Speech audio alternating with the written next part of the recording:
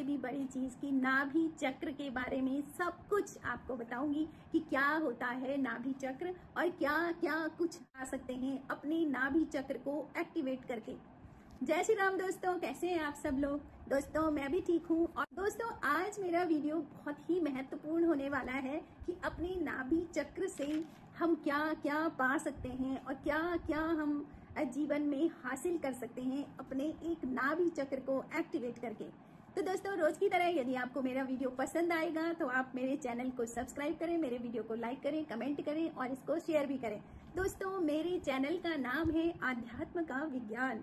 आध्यात्म एक बहुत अच्छी चीज है, लेकिन उससे भी अच्छी बात यह है कि आप उस साइंस को जानें। सारा ज्ञान हमारे वेदों का, पुराणों का है, जो कि हमें पहले हमारे बुजुर्ग लोग बताते थे कि ऐसा होना चाहिए और ऐसा नहीं होना चाहिए।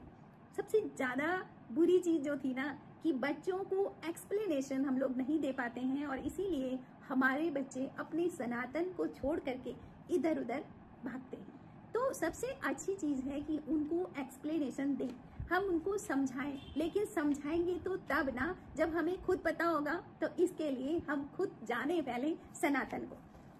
तो दोस्तों नाभि चक्र, आपकी जो नाभि है वो बहुत ज्यादा महत्वपूर्ण है। एक छोटी सी चीज मैं आपको बताऊं कि अगर आपके होंठ फट रहे हैं तो आपको कहा जाता है कि 2 बूंद तेल, ऑयल, सरसों का तेल आप अपनी नाभि में डालो तो आपके होंठ ठीक हो जाते हैं। अब वो ऑयल कहाँ से आपके होंठों तक पहुंच गया? तो दोस्तों जब बच्चा गर्भ में होता है तो नाभि से ही वो अपनी माँ से सब कुछ लेता है, खाना पीना, सोचना, है ना, देखना। जो माँ देखती है वही वो भी देखता है, तो सारी चीजें उसको नाभि से प्राप्त होती हैं। तो नाभि से सभी नाड़ियां हमारी जुड़ी हुई होती हैं। तो दोस्तों नाभि चक्र को अगर एक्टिवेट हो जाए ना तो वो कल्प वृक्ष के समान आपको फल देता है। नाभि चक्र को इच्छा पूर्ति चक्र भी कहते हैं, क्योंकि जब आप माँ के पेट में थे, गर्भ में थे, जब आपको भूख लगती थी तो आपको कहाँ से प्राप्त होता था? माँ से। आप बच्चे का कुछ खाने का मन होता है तो कहते हैं कि माँ का भी वही खाने का मन होता है। क्यों? क्योंकि आपकी इच्छा। तो आपकी इच्छा की पूर्ति कहाँ से हो रही है? माँ से। और कौन से रास्ते से? वो नाल जो होती है ना, नाभि से कनेक्ट होती है। तो नाभि चक्र इतना महत्वपूर्ण होता है। नाभि चक्र के जो देवता हैं वो भगवान विष्णु और माता लक्ष्मी हैं। दोनों देवता सात्विक हैं। और नाभि चक्र का जो तत्व है वो अग्नि है। अग्नि, और अग्नि किसको अपनी ओर आकर्षित करता है? जल को। अग्नि सबसे ज्यादा आकर्षित करता है तो जल को। आप सूर्य देवता को ही देख लो। सूर्य देवता हर घड़ी, हर क्षण, हर पल क्या कर रहे हैं? पृथ्वी से जल ले रहे हैं और उसी जल से वो फिर से अग्नि बना रहे हैं। तो अग्नि सबसे ज्यादा आकर्षित करती है जल को। तो इसी तरह से नाभि का जो तत्व है, नाभि चक्र का जो तत्व है वो अग्नि है।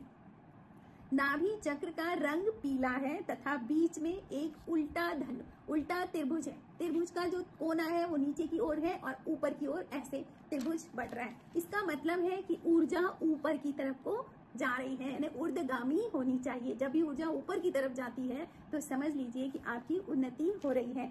नाभि चक्र में 10 पंखुड़ी वाला गुलाब है। इस गुलाब की जो पंखुड़ियां हैं वो 10 हैं। नाभि चक्र का जो पशु है वो भेड़ है। तो दोस्तों ये तो था सारा नाभि चक्र के बारे में, लेकिन नाभि चक्र मतलब जो हमारे बेस से, यानी कि मूलाधार चक्र, स्वादिष्ठान चक्र और नाभि चक्र, ये जो 3 चक्र हैं, ये तीनों चक्र जो गवर्न होते हैं वो दिमाग से गवर्न होते हैं। ये दिमाग से ही चलते हैं, समझ लो, ठीक है। तो दिमाग से इनका कनेक्शन होता है। लेकिन इसके बाद जो चक्र आता है वो आत्मा का होता है और आत्मा दिमाग से नहीं गवर्न होती है। तो दोस्तों नाभि चक्र को एक्टिवेट करना बहुत जरूरी है। और ये तब होता है जब पहले आपका मूलाधार चक्र एक्टिवेट होगा, फिर वो एनर्जी आएगी आपकी स्वादिष्ठान चक्र पर, फिर स्वादिष्ठान चक्र एक्टिवेट होगा और तब वो एनर्जी आपकी आएगी नाभि चक्र पर। दोस्तों यदि नाभि चक्र की ऊर्जा ब्लॉक हो जाए या बिगड़ जाए, ना बढ़े ना घटे और उतनी की उतनी ही रहे, तो फिर क्या होता है? देखो, सबसे पहली बात, रिश्तों में कड़वाहट आती है। रिश्तों से आप नाभि से ही, आप अपने रिश्तों से, आप अपनी माँ से किससे जुड़े हो? नाभि से। आपकी माँ अपनी माँ से किससे जुड़ी थी? नाभि से ना। रिश्ते जो हैं अगर बिगड़ रहे हैं तो इसका मतलब आपका नाभि चक्र में ऊर्जा ब्लॉक हो रखी है। दूसरी बात, नाभि का जो तत्व है वो अग्नि है और नाभि के जो आसपास का हिस्सा है वो क्या है? पेट है और पैंक्रियाज है, ठीक है। तो डायबिटीज उसको हो सकती है जिसका नाभि चक्र एक्टिवेट ना हो। पेट के रोग हो सकते हैं, पाचन शक्ति कमजोर हो सकती है, क्योंकि जठराग्नि अग्नि कमजोर हो जाएगी ना। जो अग्नि है आपकी, वो नाभि चक्र का तत्व भी अग्नि है, तो अग्नि बिगड़ गई तो आपका पाचन शक्ति कमजोर हो गई। आप किडनी की परेशानी भी उनको हो सकती है जिनका नाभि चक्र एक्टिवेट ना हो। अगर आपका कोई फाइनेंस का काम है तो उसमें आपको घाटा हो जाएगा, आप कर्जे में डूब सकते हो यदि आपका नाभि चक्र एक्टिवेट नहीं है। जो पुरुष स्त्रियों की रिस्पेक्ट नहीं करते हैं तो उनका भी नाभि चक्र एक्टिवेट नहीं होता है, और नाभि चक्र की ऊर्जा गिर जाती है, उनकी पाचन शक्ति कमजोर हो जाती है। जिन लोगों का नाभि चक्र एक्टिवेट नहीं होता है, जब वो भीड़ में चलते हैं ना तो अपने आप को बहुत असहज महसूस करते हैं। लोगों के साथ भीड़ भाड़ में उनको घबराहट होने लग जाती है। उनके ऊपर समस्याएं एक के बाद एक आती चली जाती हैं, और कर्जा तो बढ़ेगा ही, और घर में क्लेश बढ़ने लगता है, और सम्मान खत्म होता है, सब किसी को सम्मान नहीं मिलता है। तो इतना सब कुछ तब होता है जब नाभि चक्र आपका एक्टिवेट नहीं हो। और आप समझ सकते हो विज्ञान क्या है कि नाभि चक्र का तत्व है अग्नि, और भोजन का पाचन कौन करता है? जठराग्नि। पैंक्रियाज से ही सारे जूसेस सिक्रीट होते हैं जो कि पाचन में सहायक होते हैं। तो इसलिए नाभि चक्र का एक्टिवेट होना स्वास्थ्य के लिए भी बहुत ज्यादा जरूरी है।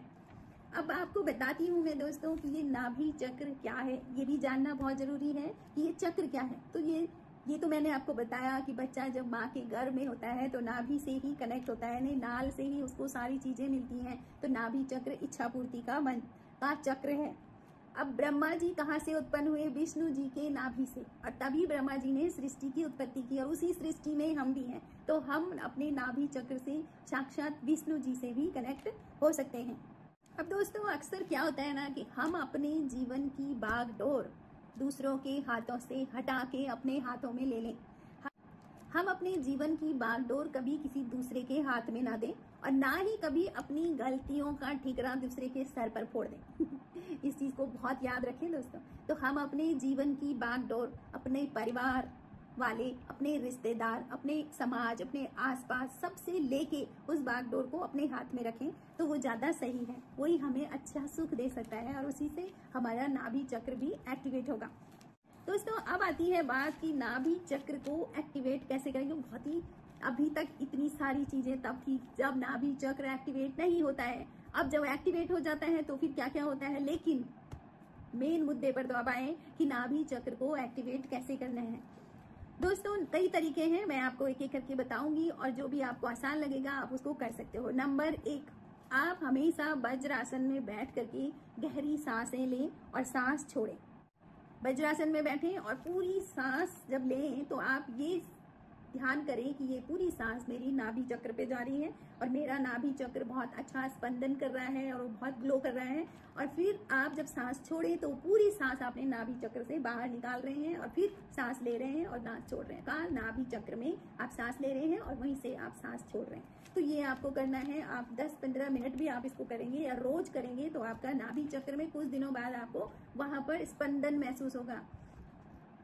नंबर 2, आप कब थोड़ी देर शाम को, जैसे आपको थकान जब होती है या कहीं बाहर से आते हो, तो थोड़ा सा नमक और गर्म गुनगुने पानी में नमक डाल करके अपने पैर थोड़ी देर के लिए नमक पानी में डुबो के रखें, तो उससे भी आपका नाभि चक्र एक्टिवेट होता है। दूसरा है दोस्तों नाभि चक्र के मंत्र द्वारा। नाभि चक्र का जो बीज मंत्र होता है वो होता है रम। तो आपने क्या करना है, अपनी अनामिका उंगली को नाभि पर लगा के पूरा ध्यान नाभि में रखे आपने इस मंत्र का जाप करना है, रम। इसके अलावा आप राम मंत्र का जाप भी कर सकते हो, और इसके अलावा आप ओम मंत्र का भी जाप कर सकते हो। ये भी आपके नाभि चक्र को एक्टिवेट करता है। इसके अलावा एक बहुत ही आसान सा काम है जो आपको बैठना भी नहीं है, आपको बिस्तर में लेटना है, बेड पर ही लेट करके अपनी इस अनामिका उंगली को अपनी नाभि पे लगा करके आपने रम शब्द का उच्चारण करना है और सांस लेनी है, रम, और फिर रम सांस छोड़नी है, रम सांस लेनी है। इस तरह से आपने इस शब्द का उच्चारण करना है, सांस लेनी है और सांस छोड़नी है। अगर इस काम को आप ब्रह्म मुहूर्त में करते हैं तो वो और भी ज्यादा फायदे देगा, क्योंकि ब्रह्म मुहूर्त का अपना ही महत्व है। तो जब भी आपको समय लगे तो ज्यादा अच्छा है कि या तो शाम के समय या रात को जब सोने जा रहे हो उससे पहले, या फिर सुबह उठ के आप ये काम करें। दोस्तों जब भी आप अपने नाभि चक्र को एक्टिवेशन के लिए कुछ भी काम कर रहे हो तो सबसे ज्यादा महत्वपूर्ण चीज क्या है, आपने अपने शरीर की शुद्धि रखनी है, यानी कि आपने सात्विक भोजन करना है और अपनी दिनचर्या में ब्रह्मचर्य होना चाहिए, आपका ब्रह्मचर्य का पालन होना चाहिए और सात्विकता आपकी होनी चाहिए। तो जब आपका शरीर शुद्ध तो मंत्र भी शुद्ध हो जाएगा। तो इस बात का आपको बहुत ध्यान रखना है। इसके अलावा अगर हम प्राणायाम में देखें तो कपाल भाती प्राणायाम आपके नाभि चक्र को एक्टिवेट करता है। तो कपाल भाती प्राणायाम करें, कम से कम 20 मिनट 30 मिनट तक आप कपाल भाती प्राणायाम करते रहें, तो उससे भी आपका नाभि चक्र एक्टिवेट होता है, आपकी अग्नि प्रबल होती है, आपकी जठराग्नि भी बढ़ जाती है, आपकी पाचन क्षमता भी बढ़ जाती है। अब आते हैं दोस्तों, जब ये नाभि चक्र एक्टिवेट हो जाएगा तो फिर आपके भीतर क्या क्या चेंजेस आएंगे ये भी आप जान लो।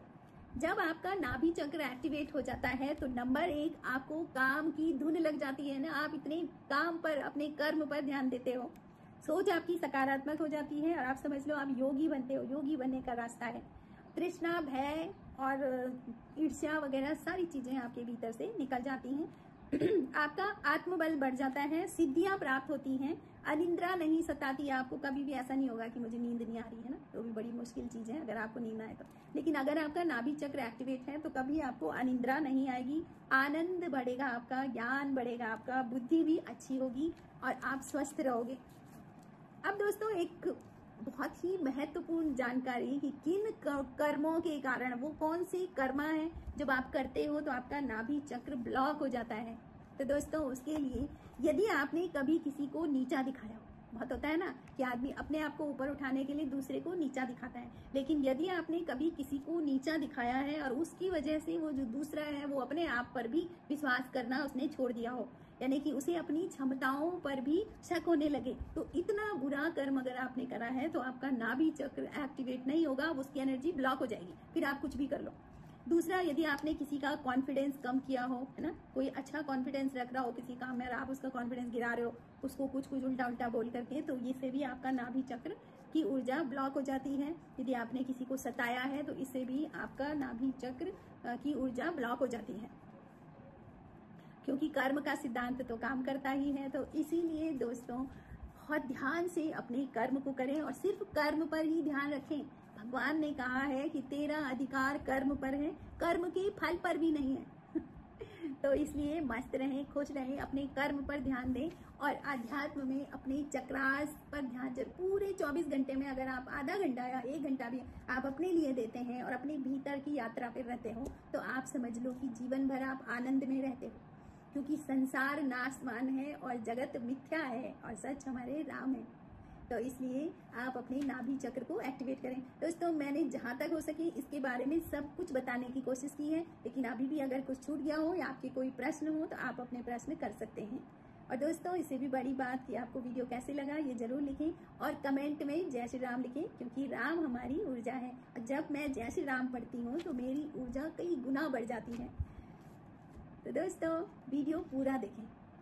Thank you. जय श्री राम।